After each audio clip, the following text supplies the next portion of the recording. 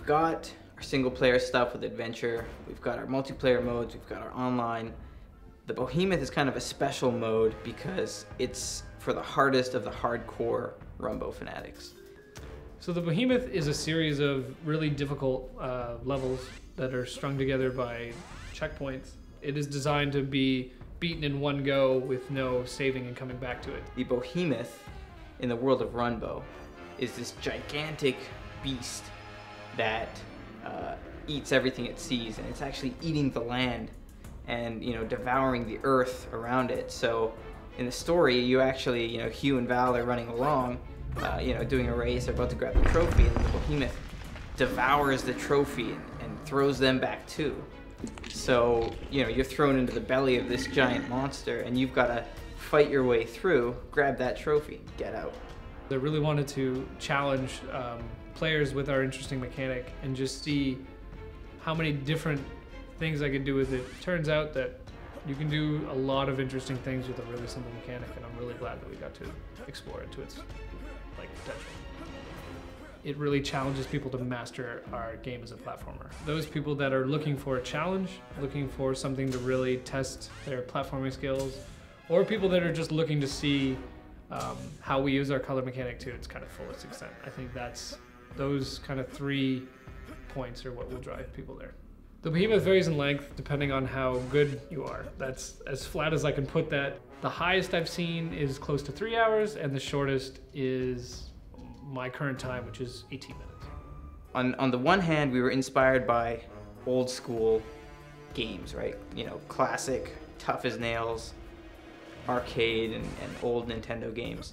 And on the other hand, we were inspired by classic 1960s monster movies, kind of when the monster boom happened. Ever since I was a kid, I've been a huge kaiju nut. I grew up on those old monster movies, and I still, you know, love them. So as soon as I heard we wanted to do something that was kind of like a Belly of the Beast gauntlet, I was like, immediately, there's got to be a huge monster here. The inspiration behind the art style for Behemoth came from several places, actually. One thing that was kind of mandatory to have it on the Behemoth art style is that the creature itself had to somewhat resemble a human being wearing a costume, just like in a monster movie from the 60s. So that made us cut several of our concept arts, but it also helped us to guide to a very nice concept style that we chose after. We saw a lot of 60s movie posters.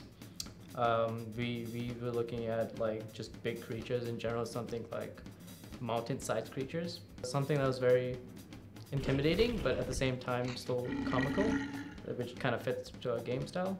We wanted like a coherent like story behind it, so we decided why not have you go through all these hard levels inside of like a monster.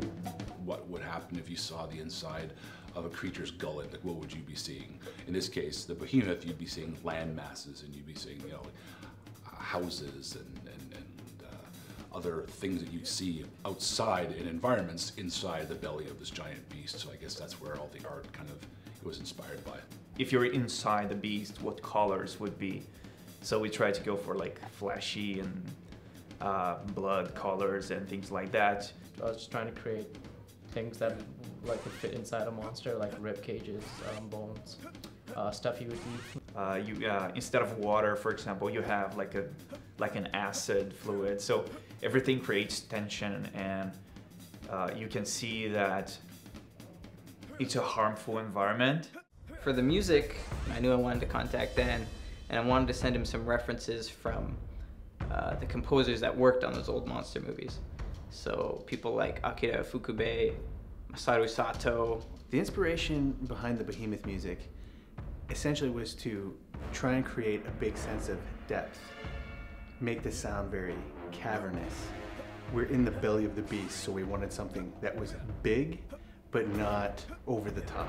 One of the cool things that I really liked about the Behemoth music was I took a choir sample, male choir singing, and I pitched it down like 2 octaves, way lower than it should be. No man can sing this low.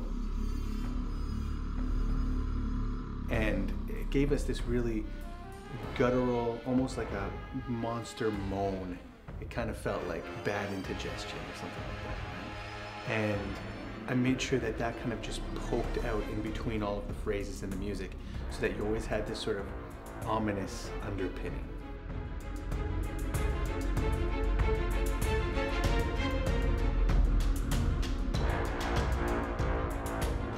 The Behemoth is a different beast altogether. I like that it's a change of pace from the rest of the game. I like the fact that, you know, you can have a completely different experience within the realm of Runbow. The sense of tension is a completely different sense of tension from the rest of the game. One part of the Behemoth is beating it.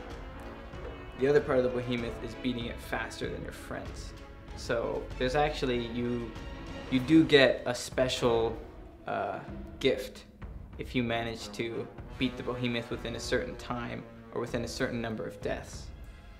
Try to beat your friends at it. If you got a group going, just set those best times and compare.